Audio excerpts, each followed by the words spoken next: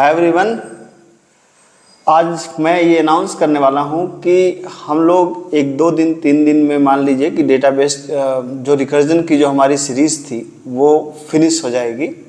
तो जो रिकर्जन की सीरीज़ में हम लोगों ने करीबन 10-12 क्वेश्चंस किए हैं। तो ये क्वेश्चन समय के साथ में इसमें और उठाता रहूँगा, लेकिन ये तो आपको पता होना चाहिए कि अगर मैं किसी भी सीरीज़ को इनफाइनाइट टाइम भी ले जाऊँ तो इट टेंड्स टू इनफाइनाइट। मतलब अगर मैं चाहूँ कि आपको 6 महीने रिकर्जन पे ही क्वेश्चन कराता रहूं तो कराया जा सकता है बड़े आराम से, लेकिन पढ़ने पढ़ाने की एक सीमाएं होती हैं कि हमें एक डिसाइड करना पड़ेगा कि 10-15 वीडियो के बाद हमें टॉपिक को बदलना पड़ेगा।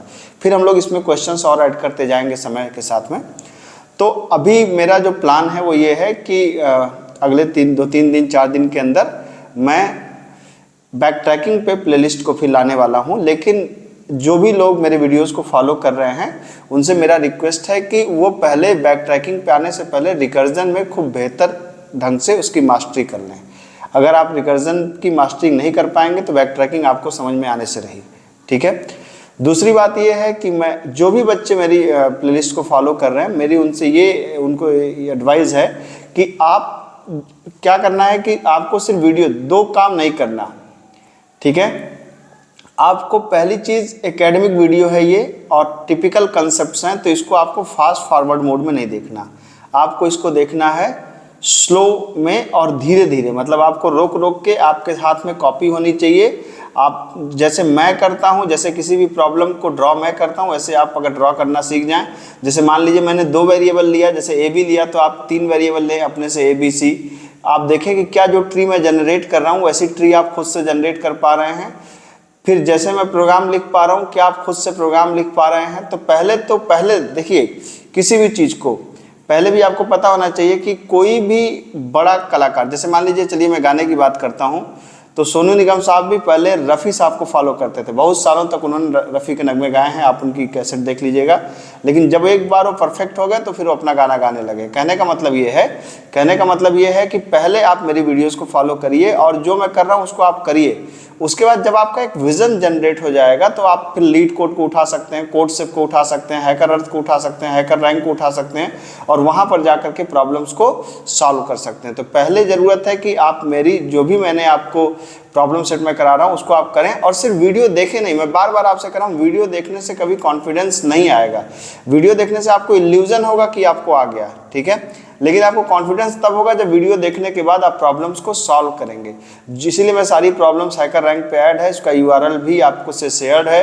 आप उस URL पे जाकर के प्रॉब्लम्स को करिए, सॉल्व करिए, तब जाकर के वो आपको चीज़ें समझ में आना स्टार्ट होंगी। ठीक है। तो बैक ट्रैकिंग के बाद प्रॉब्ली हम लोग डायनेमिक प्रोग्रामिंग की बात करेंगे, बाइनरी सर्च एल्गोरिथम्स की बात करेंगे, स्टैक की बात करेंगे। एक और चीज़, मैं पैरेलली ही हालांकि डेटा स्ट्रक्चर की मैं सीरीज़ भी बना रहा हूं। तो डेटा स्ट्रक्चर में क्या होता है कि ज़्यादातर बच्चे जो डेटा स्ट्रक्चर पढ़ते हैं तो लिंक लिस्ट स्टैक क्यू तक तो मामला सही होता है, लेकिन ट्री ग्राफ से मामला गड़बड़ होना चालू होता है। तो मेरी डेटा स्ट्रक्चर की सीरीज़ को पहले आप फॉलो कर लें, तब जाकर के हम लोग ट्री ग्राफ की अच्छी प्रॉब्लम्स को सॉल्व कर पाएंगे। आप अभी क्या होगा कि अगर आप उन प्रॉब्लम को देख रहे होंगे, बहुत लोग ऐसे परेशान हो रहे होंगे क्योंकि वो सी में है। ठीक है। मैं आपको फिर से बता रहा हूं कि डेटा स्ट्रक्चर की अगर आपको लॉजिक डेवलप करनी है तो पहली बार डेटा स्ट्रक्चर आपको सी लैंग्वेज में पढ़ना चाहिए। अगर आप डेटा स्ट्रक्चर पहली बार पाइथन में आप पढ़ेंगे तो आप कंफ्यूज जाएंगे, क्योंकि बहुत सी चीज़ें उसमें बनी बनाई मिल जाएंगी। पहला कंसेप्ट जनरेट करने के लिए मैं खुद आपको सारा डेटा स्ट्रक्चर, हो सकता है कि C++ के थ्रू करवाऊं, हो सकता है कि पाइथन के थ्रू कल को करवाऊं, लेकिन पहली बार मैं प्रीफर करूंगा कि आप डेटा स्ट्रक्चर को C लैंग्वेज के माध्यम से पढ़िए। एक बार जब आप C लैंग्वेज के माध्यम से पढ़ेंगे तब आपको उसका कंसेप्ट बेहतर ढंग से डेवलप हो जाएगा, और एक बार कंसेप्ट डेवलप हो जाएगा तब आप कुछ अच्छे से उसको कर सकते हैं। ठीक है। तो प्रैक्टिस करते रहिए और याद रखिए इस बात को कि कंपनीज अभी थोड़ी कम आ रही हैं, लेकिन जब वो आना चालू करेंगी तो अचानक से एक साथ आना चालू करेंगी, फिर शायद आपको समय नहीं मिलेगा। तो समय नहीं है, ख़ास तौर से वो बच्चे जो इस समय 6th सेमेस्टर में हैं, तो उन बच्चों के लिए तो बिल्कुल भी समय नहीं है। आपको एक एक दिन अपना इस्तेमाल करना है, और जब कंपनी जब से अनाउंस होंगी उसके बाद से आपको समय नहीं मिलेगा। तो अगर आप ये सोच रहे हैं कि कंपनी आने से ठीक थोड़े दिन पहले हम पढ़ लेंगे और हमारा हो जाएगा, तो मैं पहली वीडियो में बता चुका हूँ, डेटा स्ट्रक्चर या एल्गोरिदम कोई जादू नहीं है और ऐसा इंजेक्शन नहीं आता कि एक दिन में आपको वो आ जाए। ठीक है।